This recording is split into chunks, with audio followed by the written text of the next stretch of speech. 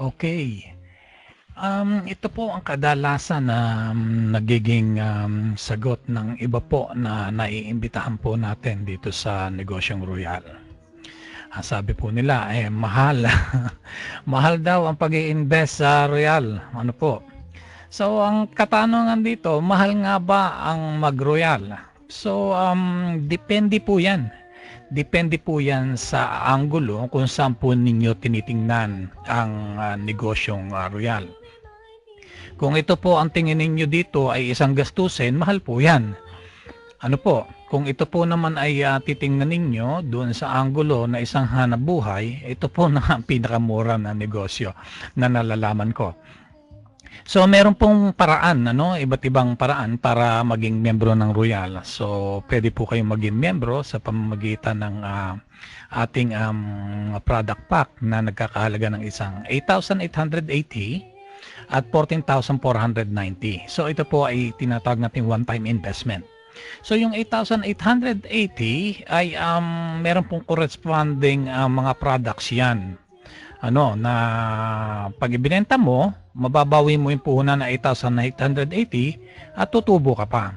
So balik puhunan na agad, Kaya invest mo pa lamang, whether ibenta mo to o hindi, tubo ka na. Bakit? Kapag binenta mo, tutubo ka. Kapag ginamit mo, nagamit mo ang produkto. Hindi nasasayang. Yung isa po naman is 14,490. Ang pinagkaiba po ng dalawa is mas marami siyempre yung produkto ito. At ang benefits na may bibigay sa inyo nito ay mas marami. Again, ito po ay one-time investment. Ano po? So ito po ang mga laman ng 8,880. Makakapamili po niya from option A hanggang option C. Na merong depende po yan sa inyong pangangailangan at depende po rin yan sa inyong mga kliyente. Kung ano po ba ang mga gusto ng inyong mga magiging kliyente. Just in case na nagustuhan ninyo na pumunta sa direct selling. Okay, ito po naman yung sa Supreme. Ito po yung sinasabi ko po, mas maraming produkto na laman. Ito po ay nagkakahalaga ng 14,490 pero kapag ibinenta mo ang mga produkto nung yan ay nagkakahalaga ng 16,100. So that is more than 100% ROI or return of investment. So bawi ka na agad. So ito po sinasabi kong ito ay ayon doon sa anggulo na ang tingin mo dito ay hanap buhay. Ngayon po, ito po ang magandang katanungan. Ano po ba ang mobile phone na hawak ninyo? So, ibig sabihin, ang mga mobile phones po ngayon ay nagkakahalaga ng mga 10,000 to 40,000 pesos. Siguro mas mataas pa, depende sa ganda, kung gaano ka modelo yung inyong cellphone.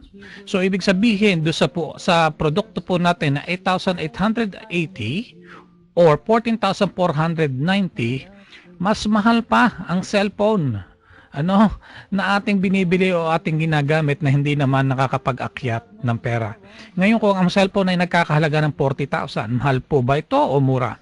So para sa isang anggulo po na ito ay pagkakagastusan, ito po ay napakamahal ng 40,000 or 10,000. Kumpara po doon sa hanap buhay ng Royal na mag-aakyat sa iyo, mag-aakyat sa iyo ng hanap buhay.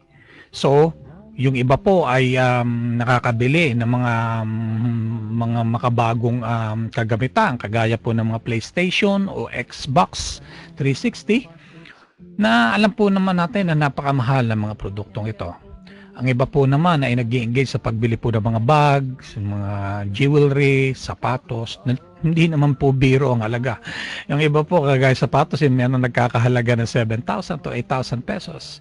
Meron pong relo nagkakahalaga ng pinakamababa ng 15,000 pesos hanggang pataas. Meron pa nga milyon, especially mga bags.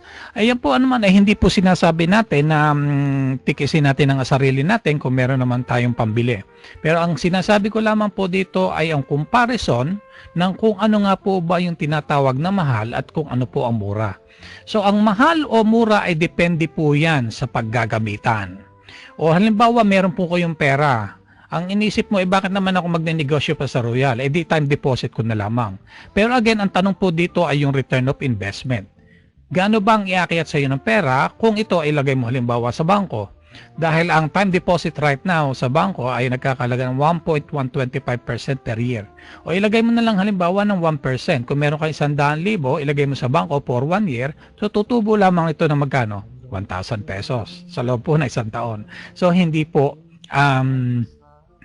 wise na ang ganito mga investment.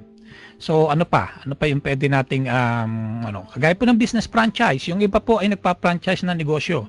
Yung iba po ay nagtitinda ng mga gulaman, nagtitinda po ng fishball, o nagtitinda po ng ibang mga seafoods or mga mani.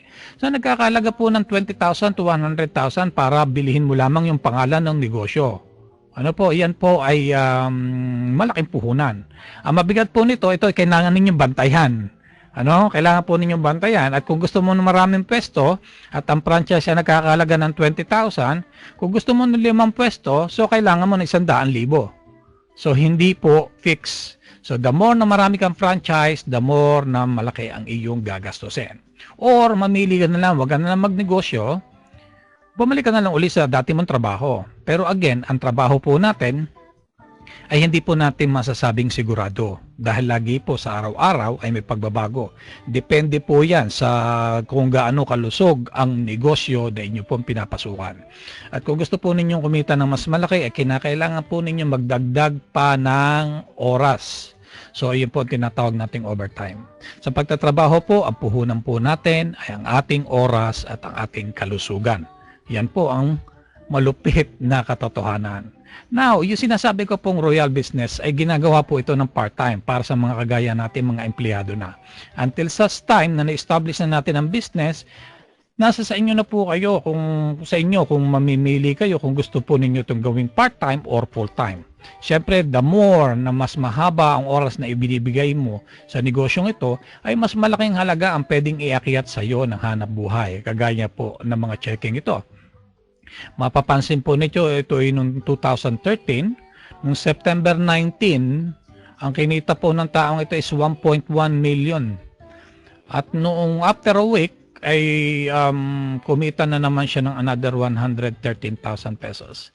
This is more than 1,000 times return of investment sa halaga pong 14,490. Yan po ang isa lamang sa marami pang ating mga kasama dito sa Royal na kinikita nila linggo-linggo.